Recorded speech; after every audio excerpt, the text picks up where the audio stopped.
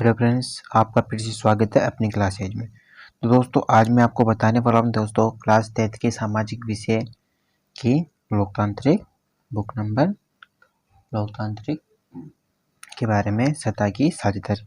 दोस्तों, अगर मेरे वीडियो पर आप नए हो तो चैनल को सब्सक्राइब कर लीजिए और वीडियो को पूरा देखें और बेल आइकन को जरूर दबा दिए। दोस्तों, चलते हैं वीडियो की ओर। दोस्तों, हम अध्याय 1 है, पार्ट 1 है, सत्ता की साझेदारी। दोस्तों, इसका हम सारांश देख लेते हैं दोस्तों सत्ता की साझेदारी एक ऐसी कुशल राजनीतिक पद्धति जिसके द्वारा समाज के सभी वर्गों को देश की शासन प्रक्रिया में भागीदार बनाया जाता है, वही प्रक्रिया सत्ता की साझेदारी कहलाती है। सत्ता का बंटवारा जरूरी है क्योंकि इनके विभिन्न सामाजिक समूह के बीच टकराव का आदेश कम हो जाता है। उन देशों में भी सभी साझेदारी की आवश्यकता पड़ती है जहाँ कोई सामाजिक विभाग जन भी न हो। हर देश में विधायिका, कार्यपालिका और न्यायपालिका को मिलकर चलना पड़ता है, नहीं तो संवैधानिक गतिरोध कहीं भी पैदा हो सकते हैं। केवल यह नहीं, केंद्रीय, प्रांतीय, स्थानीय सरकारों को भी सत्ता की साझेदारी के नियम पर चलना पड़ता है, अन्यथा लोकतांत्रिक सिद्धांतों का ठेस पहुंच सकती है। तो दोस्तों, अब हम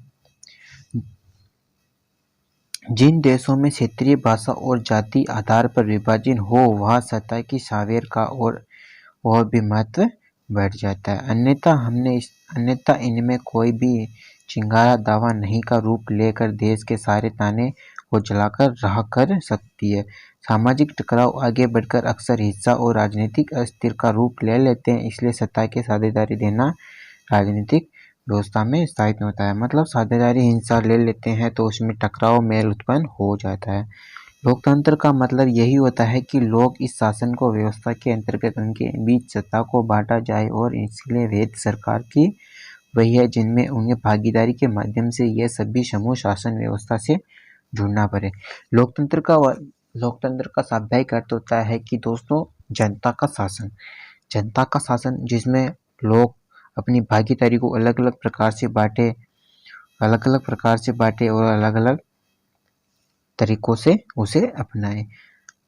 लोकतंत्र का एक बुनियादी सिद्धांत है कि जनता की सारी राजनीतिक शक्तियां का स्रोत है। इनमें लोग स्वशासन की संस्थाओं के माध्यम से अपना शासन चलाए।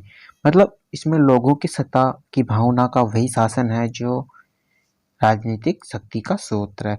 इसमें लोग स्वशासन मतलब अपना शासन चलाए, जैसे समाज में अपना शासन चलता है, अपनी ग्राम पंचायत में सरपंच, वार्ड पंच ये अधिकर अपने शासन के विरुद्ध अपनी सत्ता को पालन करते हैं। शासन के विभिन्न अंग जैसे विधायिका, कार्यपालिका, न्यायपालिका के बीच सत्ता का बंटवारा होना चाहिए। जैसे दोस्तों सरकार के विधायिका, कार्यपालिका, न्यायपालिका के बीच सत्ता का बंटवारा होना चाहिए। काम कैसे करे, कैसे इनकी पूरी निर्णय प्रक्रिया इन कार्यालयों में होती है। सरकार के बीच भी विभिन्न स्तरों पर सत्ता का बंटवारा केंद्र सरकार, राज्य सरकार और सत्ता बंटवारा विभिन्न सामाजिक समूह में बीच में बढ़ जाता है।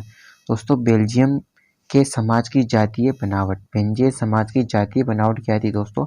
बेल्जियम यूरोप का एक छोटा सा देश है जिसकी आबादी हरियाणा से भी आते हैं, परंतु इसके समाज की जाति है बनावट बड़ी जटिल है।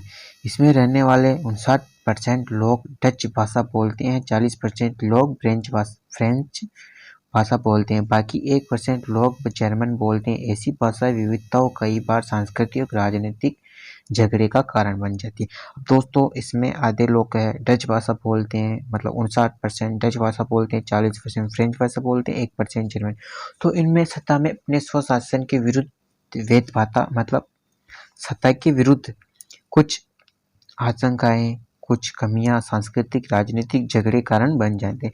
बेल्जियम के लोगों ने एक नई प्रकार की शासन पद्धति अपनाकर सांस्कृतिक विविधताओं एवं क्षेत्रीय अंतरों से होने वाले आपसी मतभेदों को दूर करने के लिए उन्हें बार बार संविधान में संशोधित इस प्रकार से किया गया है किसी भी व्यक्ति को बेगानेपन का एहसास और ना हो और सभी मिलजुल कर रह सके। सारा विश्व बेल्जियम की इस समझदारी की दाग बनता है। इसलिए दोस्तों, बेल्जियम के समाज के ऐसा जुट बनाया गया है कि मतभेदों को दूर करने के लिए ऐसा सांस्कृतिक विविधताओं का क्षेत्रीय अंतरालों में ऐसी पद्धति बनाई गई है कि किसी को बेगानपन का एहसास न हो, सभी मिलजुल कर रह सके। दोस्तों, श्रीलंका के समाज की बनावट। श्रीलंका एक द्वीपीय देश है जो भारत के दक्षिणी तट के कुछ किलोमीटर की दूरी स्थित है। इसकी आबादी कोई 2 करोड़ के लगभग है, अर्थात हरियाणा के बराबर है। बेल्जियम की भांति यहाँ भी कई जातीय समूह के लोग रहते हैं।